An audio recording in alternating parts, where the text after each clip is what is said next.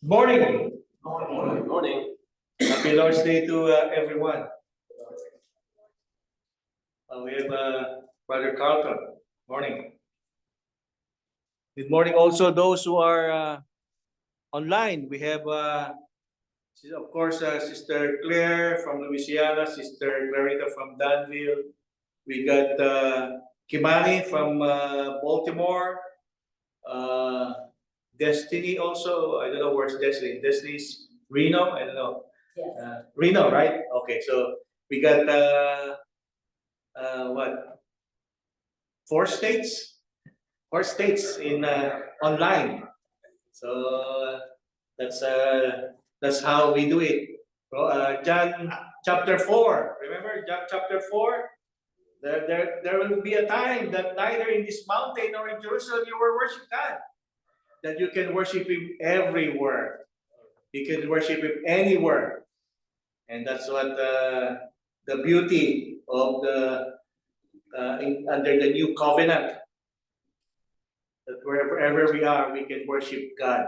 We don't need to go to Jerusalem. We don't need to go to this place only. You know, that's what God wants. Worship Him in spirit and truth. As long we are assembled, we are with brothers and sisters, you can worship God.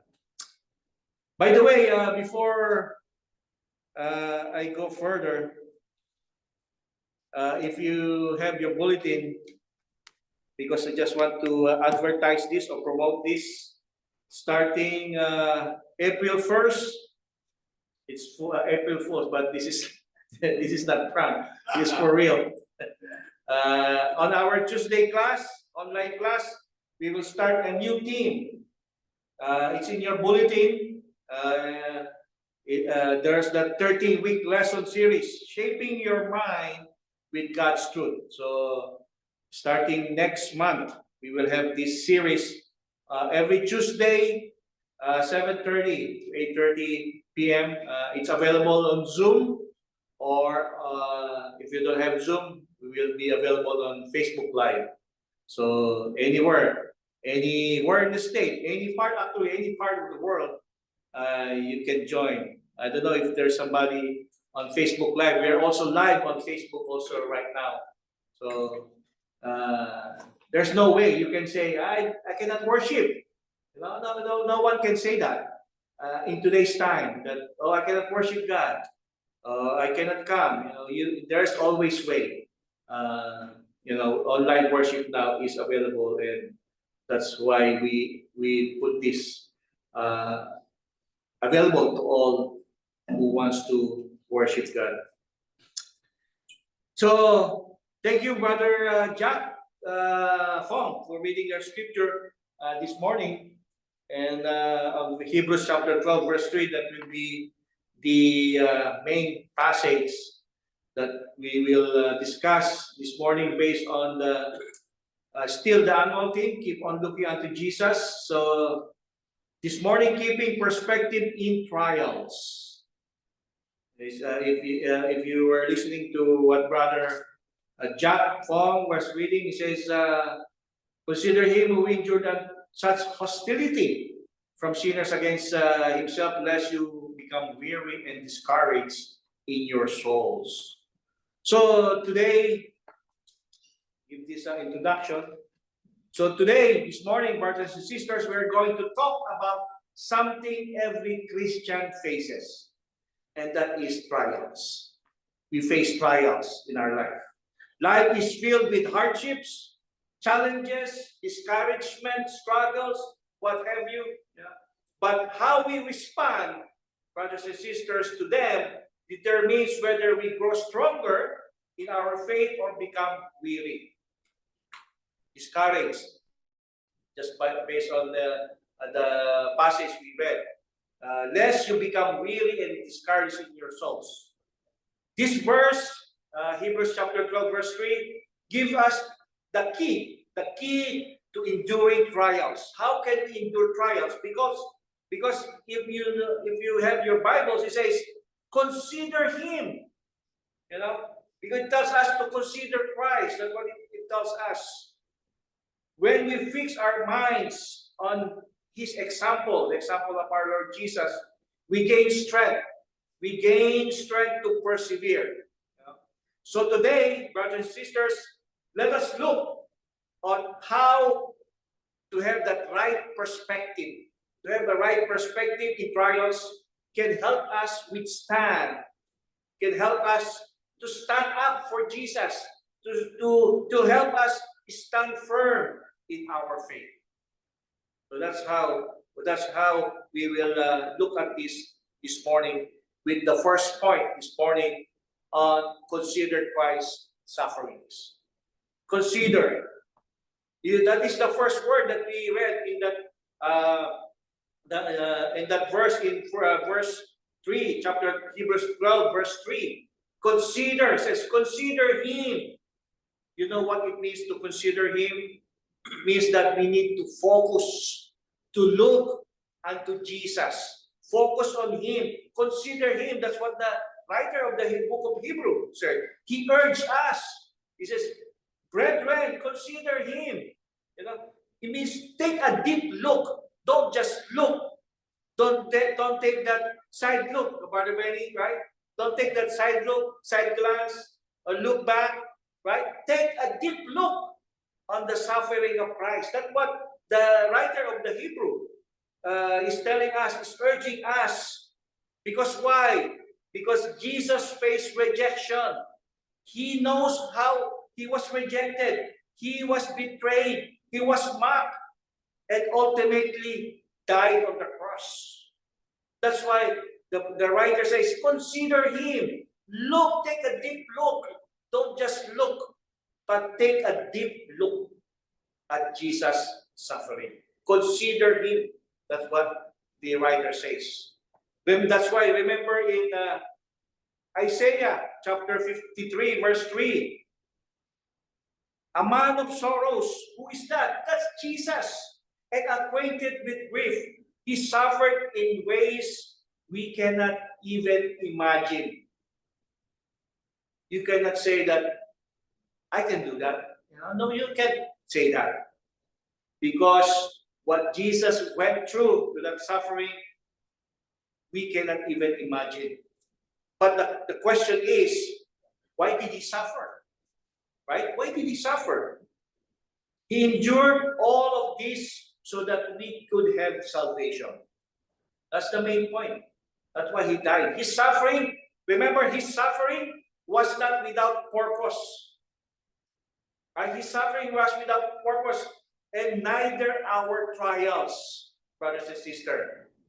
Our trials, there is a purpose.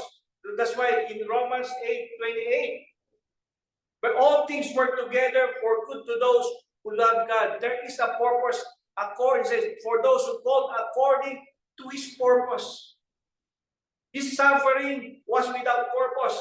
So that's why our trials, there is a purpose why we are being tried. You know? His pain, remember, His pain was greater than ours, if you consider it. Because when we go through trials, let us stop and consider the suffering of Jesus Christ. When we are going trials, if you're going through a trial right now, at this very moment, stop and take a deep look on the suffering of Jesus, how He was tried. That's what it means. That's what the Hebrew writer says. Consider Him. Take a deep look. Because His pain was greater than ours. Yet He remained faithful. Jesus remained faithful. That's why if He endured, He was able to endure these sufferings, trials, we can also do it. With His help, of course. With the help of our Lord Jesus. So that's why consider, take a deep look on the suffering of our Lord Jesus. Number two, second, Christ was rejected, right? That's why He's a model for endurance. One of the hardest things to endure in life is rejected. Have you experienced being rejected? Right? When I apply for a job, you can be rejected, right? So that's one of the hardest things to endure in life is rejection. Yeah? But Jesus understands rejection. Why? He went through it. And he is the best example, a model for endurance, a model when it comes to rejection. Because he was rejected better than anyone was rejected. Because even up to now, he's being rejected, right? John chapter 1, verse 11. Even his own, he was rejected. Even his own family. Have you experienced that your family rejected you? Have you experienced that one? Your friends, your family, your relatives, your very own disowned you, rejected you. The very people, Jesus, the very people he came to say, turn against him. Yeah. They didn't receive him. In Luke chapter 4, another example, they tried to throw him off the cliff. His who? His own countrymen, where he was born, his hometown friends tried to overthrow him over the cliff. You know, it shows that after he preached in his hometown, the people tried to throw him off the cliff. Have you tried this one? Sharing the gospel in your own hometown and being kicked out? Or maybe in a town hall meeting, right? Being kicked out. Yeah, you can probably see that on YouTube, right? Some people being kicked out of the town hall meeting. Jesus experienced this. You know, the ultimate rejection, of course, was on the cross, right? In Mark 15, verse 13, they shouted him what? Crucify him! Crucify him! The very people who were saying, Hosanna, Son of David, they were crying out, Hosanna, remember? When he was riding on a donkey, entering the city of Jerusalem, Hosanna. The next moment, they say, crucify him. That's how Jesus experienced rejection. Yet, despite this, brothers and sisters, despite this rejection, Jesus remained faithful. Remained faithful. He endured. He endured. In Hebrews chapter 12, verse 2, which is our annual scripture verse, it tells in that verse, for the joy set before him, that Jesus endured the cross. He didn't focus on the pain. Take note of that, brother and sister. He didn't focus on the pain. He focused on the purpose beyond the pain. You know, he has a purpose. He has a mission. He has a goal. He focused on that. He didn't feel the pain because he has a purpose. He focused on that purpose beyond the pain. That's why when we experience rejection, when you experience rejection from your family, from your friends, from the world, just remember, brother and sister, remember that Christ was rejected first. Just remember that. If you get rejected by your family, by your friends, or the world, always remember that Christ was rejected first. And just as he endured, we can endure as well and remain faithful. Number 3, the inspiration of example. Christ's endurance serves as an inspiration of example for us. His endurance. In 1 Peter chapter 2, verse 21. For to this you were called, because Christ also suffered for us, leaving us an example that you should follow his steps. So Jesus is the model, is the inspiration, because he left us an example on how to live our life here on earth, how to endure trials, how we endure persecution, struggles in life. He left us an example, and it's all here. The book that you're reading, the Bible you're holding in your hand, or your digital Bible, it's all there. How can we endure suffering? How can we endure trials in life? It's there. It's here. Not only, remember, not only do we have Christ as our example, but we also have faithful Christians, faithful believers who endured suffering by looking to him, by keep on looking unto Jesus. Take, for example, Stephen. Stephen is a good example, right? In the book of Acts, right? He was falsely accused, right? He was falsely accused. Stephen, he is the first martyr, faithful martyr. He was falsely accused, and what happened? They stoned him to death. Yet he kept his eyes on Jesus. So we have examples that Jesus left an example, and these people they follow him. So we can do it as well. Stephen, stoned to death, yet he kept his eyes on Jesus. He remained faithful. And the one standing there, you see that person standing there? Even though he administered that stoning to death, Paul, yeah, he is also a good example after this event. That's the sufferings of Paul. We can read in 2 Corinthians chapter 11, 23 to 28. List all the hardship he faced.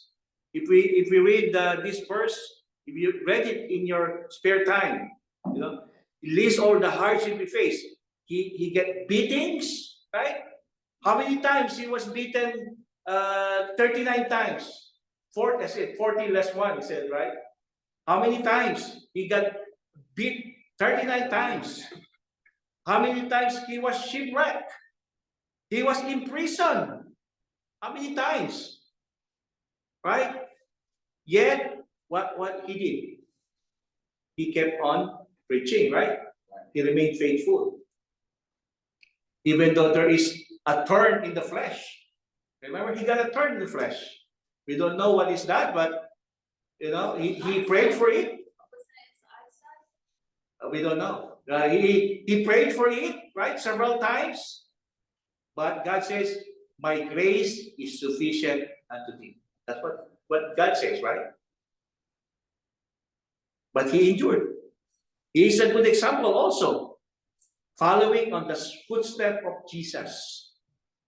So here we see, this is just a few examples. This is just a few samples. There's a lot that we can read that followed on the footstep of Jesus. But when we see their faithfulness, I'm sure it will encourage us, right? You will be encouraged by their faithfulness. And when we get encouraged, what we need to do? We press on. Right? We don't become weary. We gain strength because there are people. It's not like I think I'm the only one being faithful here. No, you cannot say that. Because there are people who press on that, but by seeing their faithfulness, just looking on Hebrews chapter 11, those people there on that what we call the Hall of Faith, by just reading those encourages us to press on. Because remember, brothers and sisters, you are not alone in your struggles. Take note of that. You are not alone in your struggles, in your trials. Others have endured, and we can endure as well and remain faithful. Number 4, endurance through Christ's strength. Endurance through Christ's strength. This is a fourth point that I would like to share. Because the Christian life is a race. We know that, right? We say that time and time over again. The Christian life is a race. It's not a sprint, it's a marathon. We say that. We always say that. And like any race, whatever race is that, whether that is a marathon or a bike race, it requires endurance. It always requires endurance. That's why in James chapter 1, in verse 2 and 3, it tells us, it says, count it all joy when you fall into various trials. It says, count it all joy, knowing that the testing of your faith produces patience. Okay? Remember, I'm sure you said, yeah, you can say that, Brother James. It's easily said than done, right? We say that. Because we know that trials are not meant to break us.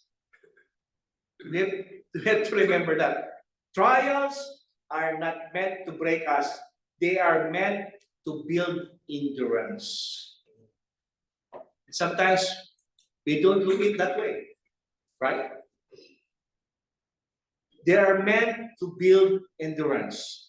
But the question is, how do we endure? How can I do that? No? The simple answer, short answer, is because of Christ. Sister Rose was saying, I love your jacket, Brother Art, yesterday. Where can we read that? Philippians 4:13. That was on the jacket of Brother Art. I can do all things through Christ who strengthens me. You can endure because of Jesus. That's what it means. That's why trials, they are not meant to break you. They are meant to build endurance. And you can endure because why? Because of Jesus. He said, I can do all things through Christ who strengthened me. That's why we don't rely on our own strength. Because if you rely on your strength, of course, trials will break you. But if we rely on the strength of Jesus, we lean on Him, He will carry us through. He will make sure that we are able to pass it in flying colors. And then you can say, Brother Alan, that's chicken feet. That's a piece of cake. Because why? Because of Jesus. It's not because of you, because of Jesus. So that's why when you feel like giving up, brothers and sisters, if you feel like giving up, remember Hebrews chapter 12, verse 3. Consider Christ. Draw inspiration from His endurance and press on. And press on. Before I close, I just want to illustrate. We have this marathon runner, a marathon runner, who trained for years. This marathon runner, he trained for years to compete in an Olympic race. And this Olympic race, the Olympics, they come in only every 4 years, right? It's not every year. It's every 4 years, the Olympic race. So this marathon runner, he trained for years to compete in the Olympic race. And of course, You have to qualify. It's not just like, oh, you're right away there, right? You need to qualify. So he qualified, right? So he endured the training sessions, a lot of training sessions, harsh weather conditions, and countless injuries, throughout his training. So on the day of the race, during that it's already the Olympic week, on the day of the race, the marathon usually at the end, right? At the end of the Olympic.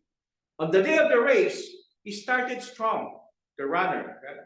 But around the halfway point of the race, he stumbled. The runner stumbled and fell, injuring his knee. Injuring his knee. The pain was so, he cannot bear the pain. And many thought he would quit. A lot of people watching, right? Oh no, I think he gonna quit, But instead of giving up, he got back up, He started running again. He continued despite his injured knee, despite the pain. He kept on running. And what he did, he limped, right? He limped to the finish line. He struggled, but he pressed on. By the time he reached on the stadium, because you end up on the Olympic stadium, right? By the time he reached the Olympic stadium on that final stretch, there's no more people. There's no more crowd. There are probably very few. Maybe the officials are left, but most of the crowd, they went home already because most of the runners they probably finished maybe an hour, 2 hours ahead of him. The winner was already declared. Probably they even put the gold medal on the number one. They already made that medal ceremony, and he hasn't finished. But here he is, running still.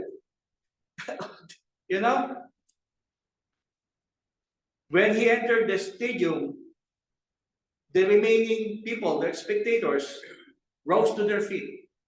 They stand up while he made that final round on the stadium, cheering him on, as he limped his way to the finish line. And when he finally reached the finish line, there were reporters, there are media. Usually there's media, they want to, what's the scoop? What is the Marites, Sister Nebs? What's the scoop? They asked that, right? The reporters asked him, they asked him this question: why didn't you stop when you fell? He said, they asked him that, the reporters were surrounding him. You know what the runner replied? The reply was, he said, my country didn't send me 5,000 miles to start the race. They sent me to finish it. You see that? They didn't send him just to start. They sent him to finish. So just like that runner, brothers and sisters, we too will face setbacks. That is already a given.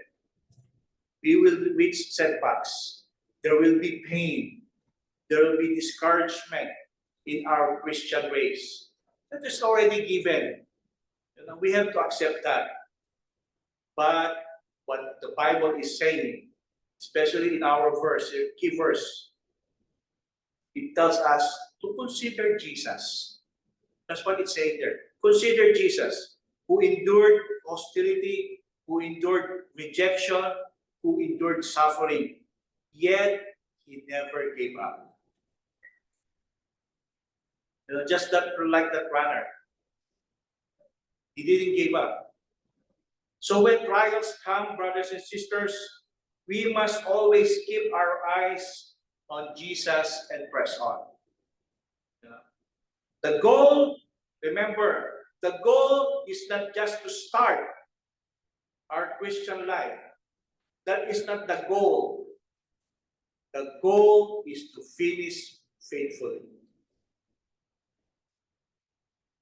That's why we say, don't just obey the gospel. Remain faithful. Right? Remain faithful. We don't just start. The goal is not just to obey. The goal is to finish faithfully. Because when we do that, brothers and sisters, there is a greater reward waiting for us, which is the eternal life in heaven, the crown of life. So as we close this morning, let us reflect on what we have learned. Consider Christ's sufferings. Remember that Jesus endured more than we will ever will. Christ was rejected, yet he remained faithful. Number 2. So when we face rejection, when you face rejection, we should not lose heart. You should not give up. Endure, persevere. Number 3, his endurance is an inspiration to us. Just as he persevered, we can persevere. Number 4, we must endure through Christ's strength. Our trials can shape us stronger, more faithful servants of our Lord Jesus Christ. So when we face trials, always remember Hebrews chapter 12, verse 3, and fix your eyes on Jesus. Keep on looking unto Jesus. Don't let weariness, don't let discouragement take over. Brothers and sisters, consider Christ and endure. Keep the right perspective in life, especially on trials, because your trials, our trials, have a purpose. It has a purpose, and God will use them for good. So, brothers and sisters, if Christ endured, so can we. No matter what trials come your way, no matter what trials come in the future, let us always press on in faith, knowing that God is with us. So may the Lord strengthen us as we run this race with endurance. But of course, brothers and sisters, to enter the race of life, you must register first. Right? And to register is to obey the gospel of our Lord Jesus Christ. To enter the Christian race, to register is to obey the gospel. Registration is free. Registration is free. There's nothing to pay. That's why this is the invitation to obey the gospel. If you haven't obeyed the gospel of our Lord Jesus Christ, today is the day of salvation. If you want to enter the Christian race, you are invited to register. And if you want to register, we are here to help you register, to obey the gospel of our Lord Jesus Christ. We have an invitation song this morning.